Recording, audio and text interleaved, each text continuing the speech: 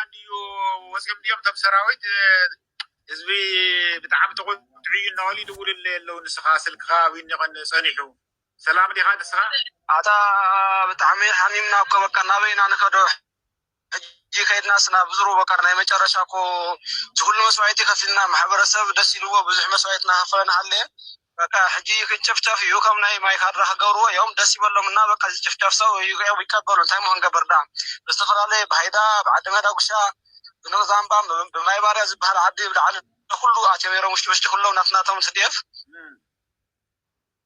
ሕጂ በቃ ውጡ ተባሂሎም ተመይሶም ከይዶም ነቲ ማሕበረሰብ ናይ መጨረሻ ሕጂ በቃ ውይዛይ እኒአ በቃ ውይታ ሃይዳ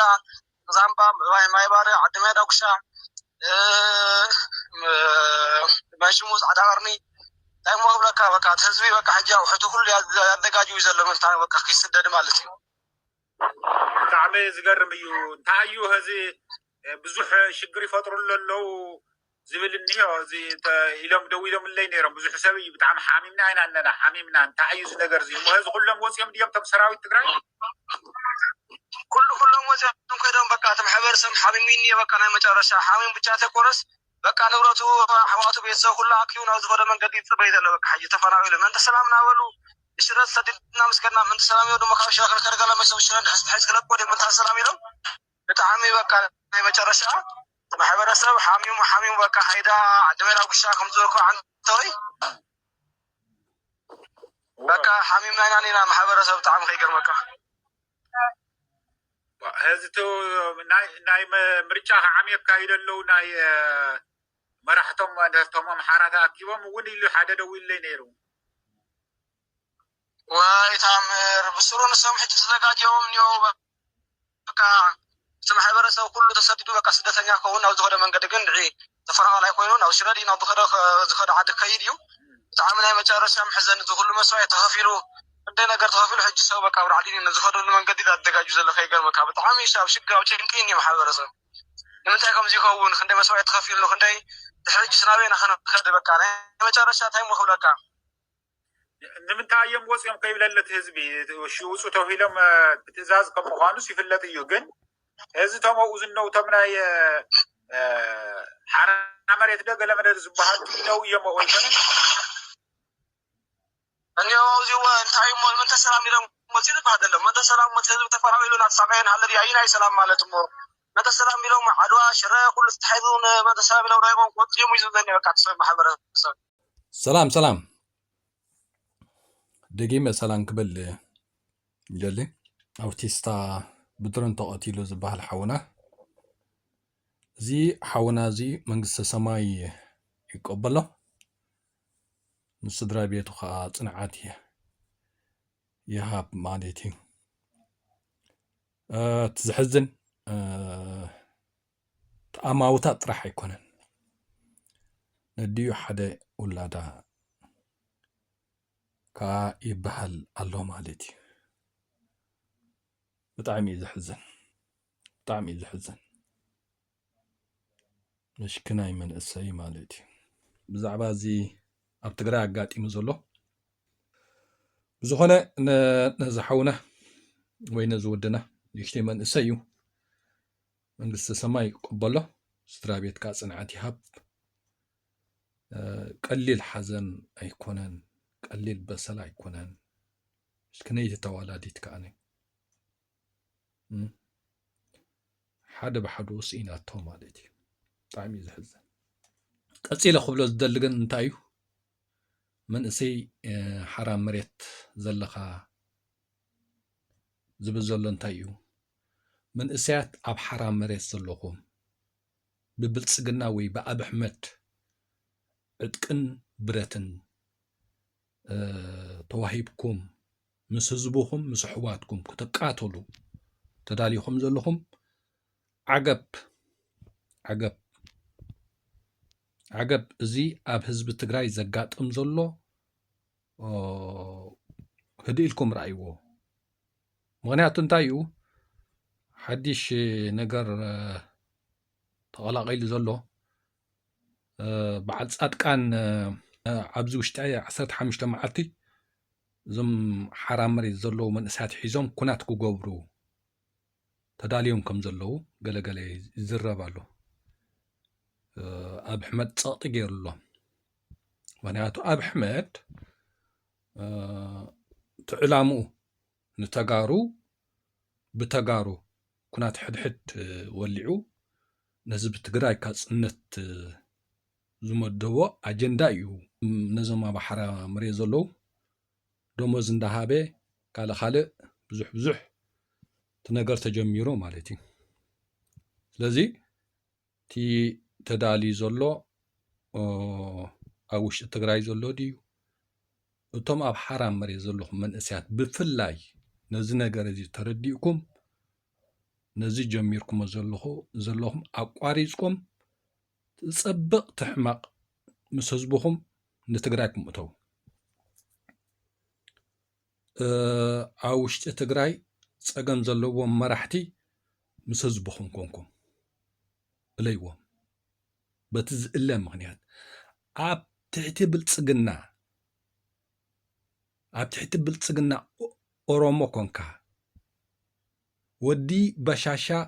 ብዘዳለዎ ውዲት ህዝብኻ ንድሕሪ ቀቲልካ ኣብ ሓራ መሬት ዘለኻ መንእሰይ ኣይትጥዕመካን እያ እዛ ነገር እዚኣ ተስፋ ገብር ነዛ መደብ ዝሰማዕኹም ሸር ኣይትረስዑ ተመሳሳሊ ከምኡ ዓይነት ሓሳብ ብዝተፈላለዩ ሰባት እውን ሸር ክበሃል ኣለዎ ምክንያቱ እቶም መንእሰያት ኣብ ሓራ መሬት ዘለዉ እቲ ፀዋዒት ክበፅሖም ድሕሪ ኮይኑ ሸር ኣይንረስዕ በቃ ዝኾነ ፀገም ይሃሉ ኣብ ትግራይ ምስ ህዝብኹም ዳኣኹኑ እምበር ምስ ብልፅግና ኦሮሞ ወጊንኩም ምስ ኣብ ኣሕመድ ወጊንኩም ህዝብኹም እንድሕሪ ቀቲልኩም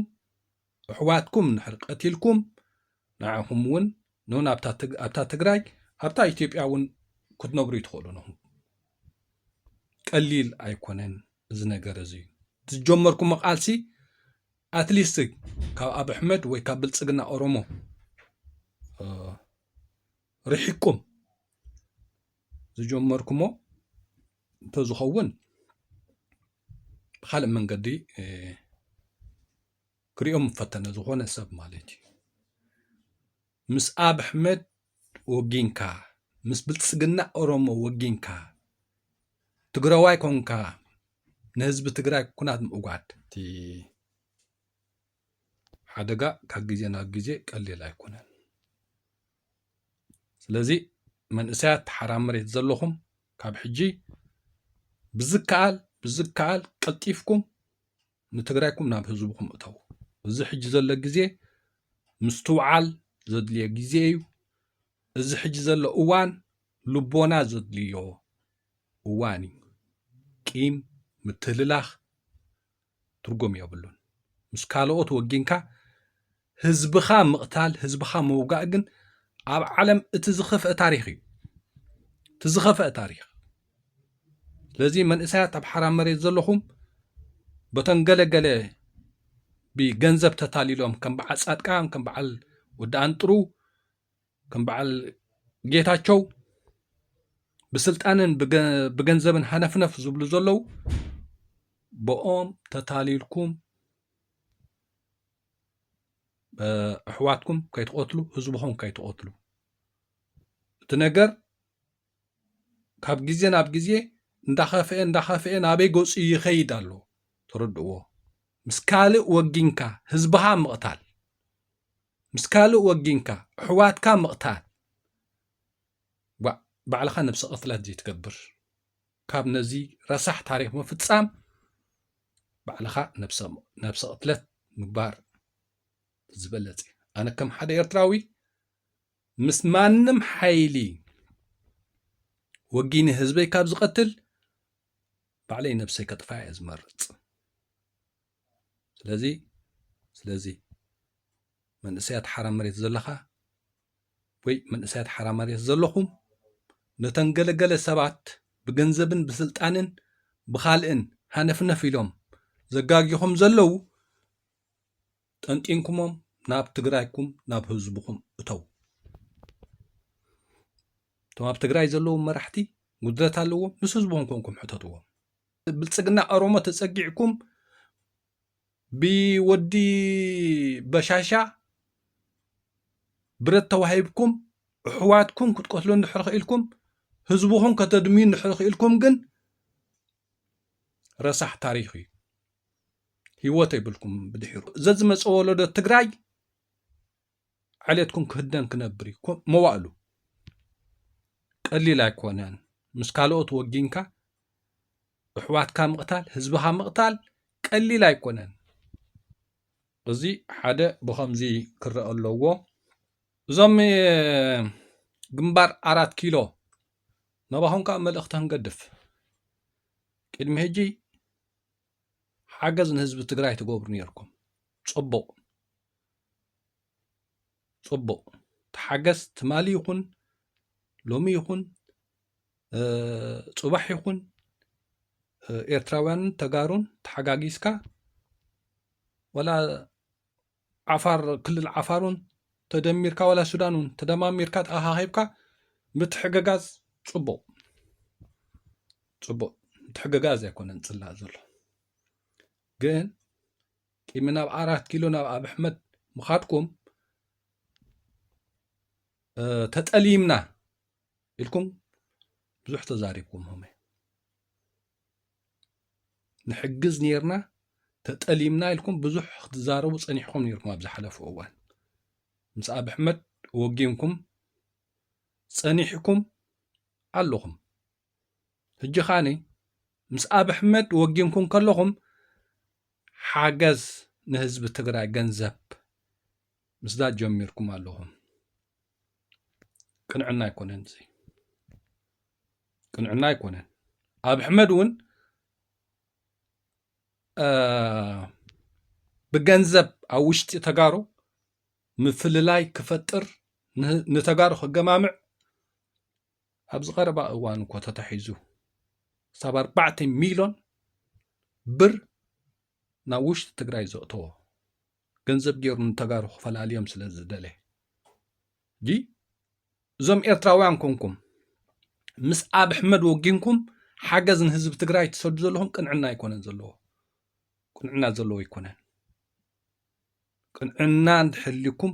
ብቅንዕና ንህዝቢ ትግራይ ሓገዝ ንሕሮ ክትገብሩ ደልይኹም ካብ ኣብ ኣሕመድ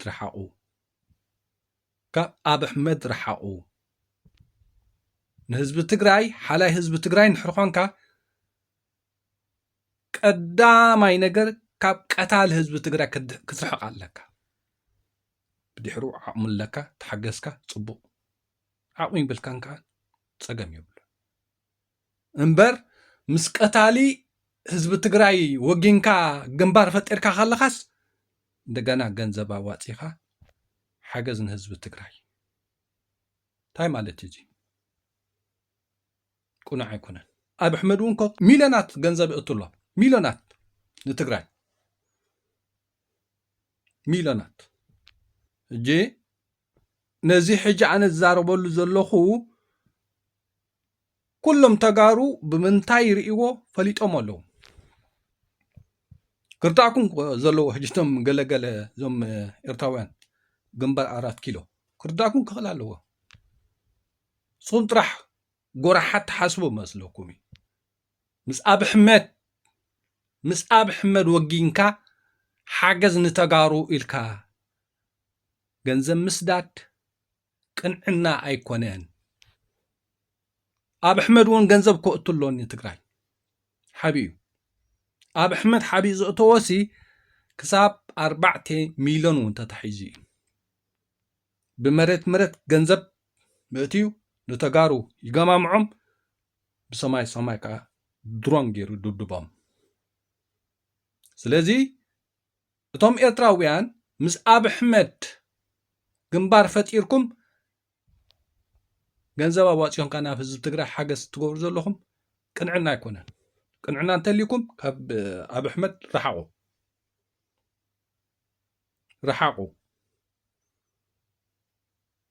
ኣነ ክትእረምሉ ስለ ዘለኹ እየ ዝዛረብ ዘለኹ እምበር ነፍሲ ወከፍ ትግራዋይ ነዚኣ ፈልጣ እዩ ነዛ ትካየድ ዘላሲ ኩሉ ትግራዋይ ይፈልጣ እዩ ነዚኣ እውን ሓደ መዓልቲ ክትዋረዱላ ኢኹም ትዋረዱላ ኢኹም ምክንያቱ ኣብ ኣሕመድ ኮ ገንዘብ ይንስንስ ኣሎ ንትግራይ ንስኹም ከዓነ ምስ ኣብ ኣሕመድ ግንባር ፈጢርኩም ገንዘብ ሓገዝ ንትግራይ ንህዝቢ ትግራይ ኢልኩም ትእትዉ ኣብ ማስሜዳታት ወፂኹም ከዓነ ኣብቲ ፖለቲካ ናይ ተጋሩ እንታይ ትገብሩ ኣለኹም ኩሉ ህዝቢ ሰማዓኩም ኣሎ ስለዚ ንባዕልኹም ተፀሪፍኩም መዓና ይተፅርፉና ቶም ኤርትራውያን ኮንኩም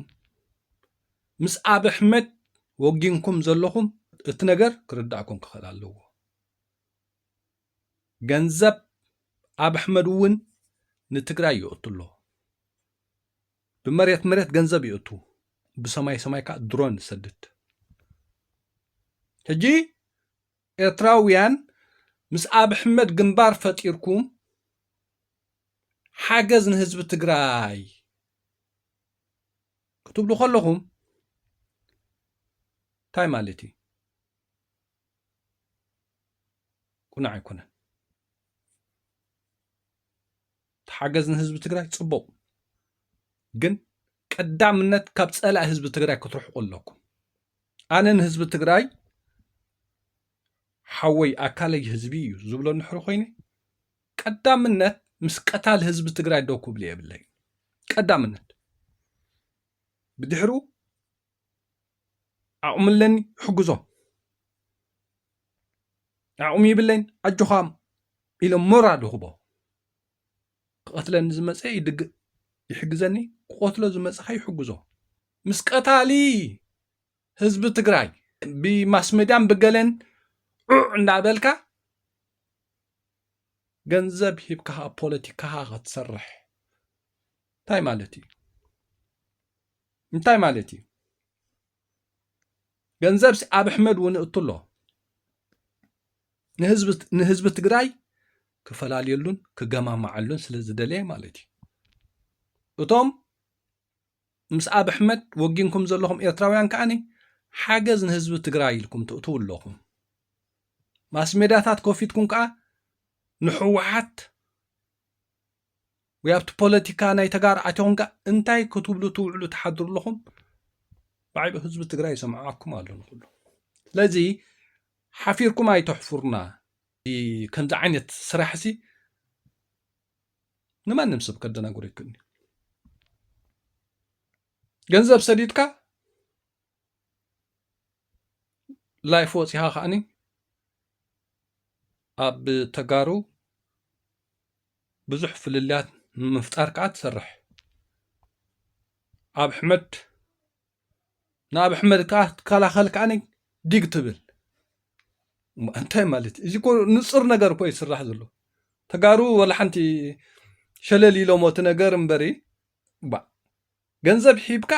ገንዘብ ሰዲደ እናበልካ ትዛረብ ኣብቲ ናይ ተጋሩ ኣቲኻ ከዓኒ ብዙሕ ፍልልያት ክትፈጥር ዲግ ትብል ማለት እዩ ኣብ ልዕሊ ኣብ ኣሕመድ ዝመፅእ ነቐፈታኻ ክትከላኸል ገበታ ረሓፅ ትርህፅ ማለት እዩ እንታይ ማለት እዚ ተጋሩ ነዚ ክዛረብሉ እኮ ይኽእሉ እዮም ግን ምስ ውሕዳት ከይንመላለስ ምስ ዝበዝሐ ህዝቢ ከይንበኣስ ኢሎም እዮም ስቕ ኢሎም ዘለዉ እምበር ነዚ ሽጣራ እዚዩ ተረዲኦም ኣለዉ ኢድኩም ሓዙ እውን እምበሉ ነይሩ ብቕንዕና ክኸውን ኣለዎ ወይ ከዓ ኢድኩም ሓዙ እኳ እምበሉ እንታይ ማለት እዩ በዚ ገንዘብ ሂብካ ብላዕ ኢልካዮ በዚ ከዓ ምስ ፀላኢ ወጊንካ እንተቕተልካዮ እንታይ ትርጉም ኣለዎ እንታይ ትርጉም ኣለዎ እኽሊ ሸሚትካ ሓጊዝካዮ ምስ ድሮናት ተሰዲዱ ዝቆትሎ ዘሎ ኣብ ኣሕመድ ከዓ ወጊንካ ደው ትብል ንሕሪ ኮንካሲ እንታይ ትርጉም ኣለዎ ተሓገዝ ተሓገዝሲ ህዝቢ ትግራይ ክጥቀም ኢልካ ኮንካ ትሕግዝ ዘለኻ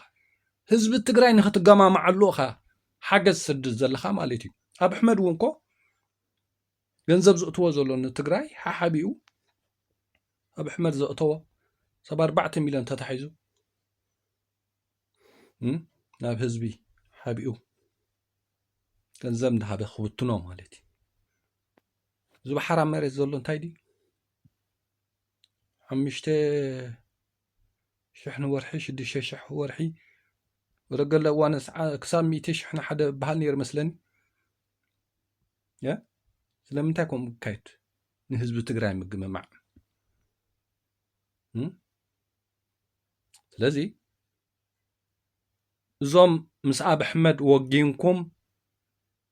ክንስኹም ገንዘብ ከዓ ሓገዝ ኢልኩም ንትግራይ ሰዲድኩም ኣብ ፖለቲካ ተጋሩ ኣቲኹም ፍልልያት ትገብሩ ዘለኹም ኤርትራውያን ነዚ ህዝቢ ትግራይ ጽቡቕ ገይሩ ዝፈልጦ መሻኪን እንተን ኣዴታት ኣረግቶት ኣቦታት ተኻልኻሊ ውዲታት ስለ ዘይፈልጥዎ በቃ ነተን ንብኖም ገለ ዝረኽብዎን ክምርቑ ክሕጎሱ ግድነት ይሓቆም ተሓገዝ እኮ ጽቡቕ እዩ ተሓገዝ ጽላእ ይኮንና ንብል ዘለና ተሓገዝ ጽቡቕ እዩ ግን ምስ ጸላኢ ህዝቢ ትግራይ ደው ኢልካ እናመኸርካ ሓገዝ ንህዝቢ ትግራይ ምግባር ተንኮል ቅንዕና ይኮነ እዚ ከም ኣሕዋት ክንተኣረመሉ ክንክእል ኣለና ኤርትራውያን ከም ኤርትራውያን ምናልባት ተጋሩ ስኮፍ ክኾኑ ርዱ ነገር እኮ ብዛዕባ እዚ ዝኾነ ትግራይ ሕጉስ ክኸውን ኣይክእልኒ ግን ከም ሻሙ ተጸሚሞም ኣሓልፍዎ ኣለዉ በርቲ ውዲት ተረዲእዎም ኣሎ ማለት እዩ ኣብ ኣሕመድ እውን ዝሰርሓሉ ዘሎ ኮይ 4 ሚልዮን ዘእተዎ ገንዘብ ተታሒዙ ኣብዚ ሓራም መሬት ዘጀመረ እውን ቃልዕ ኩሉ ሰብ ዝፈልጦ እዩ ስለዚ እቶም ኤርትራውያን ኮንኩም ምስ ኣብ ኣሕመድ ወጊንኩም ገንዘብ ሰዲድኩም ኣብ ፖለቲካ ተጋሩ ኣቲኹም ኣብ ህዝቢ ትግራይ ምፍልላይ ትፈጥሩ ዘለኹም ሲ ሓንቲ ርዱእ ነገር ተካይድዎ ዘለኹም ተጋሩ ከም ተጋሩ ነዚ ጠፊእዎም ኣይኮነን ግን እዞም ሓደ ክልተ ከምዚ ኢልና ክንመላለስ ምስ ዝበዝሐ ህዝቢ ብርድኢትን ብዘይርድኢትን ካልእ ፀገማት ከዓ ንኸይፍጠር ከም ሻሙ ኢሎም ዝሓልፍዎ ዘሎ እምበር ቀሊል ነገር ኣይኮነን ለዚ ክትእረሙ ትክእሉ ኣለኩም ተሓገዝ ክትቀፅልዎ ፅቡቅ ቀፅልዎ ካብ ኣብ ኣሕመድ ግን ረሓቑ ምስ ጸላኢ ህዝቢ ትግራይ ደው ኢልካ ንህዝቢ ትግራይ ምሕጋዝ ተንኮል ቅንዕና ኣይኮነን ስለዚ እዚ ነገር እዚ ከም ኣሕዋት ክንተኣረመሉ ክንክእል ኣለና ብፍላይ ብወገን ኤርትራውያን ተሰናዩ